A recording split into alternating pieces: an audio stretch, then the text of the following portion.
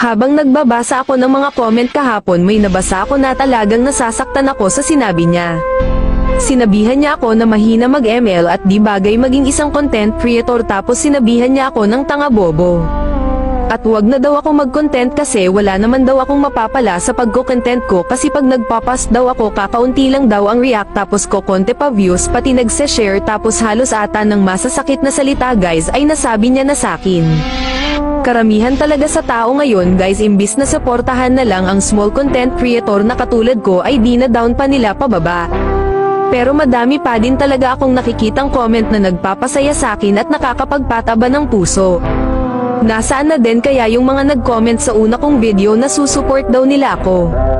Pero ngayon sa tuwing nagpapost ako, dahil ko man lang sila makita. Alam nyo ba guys na pag nagre-react kayo sa mga post ko, mas lalo ako ginaganahan mag-upload kasi andyan kayo palagi. Pero bakit ganon guys na wala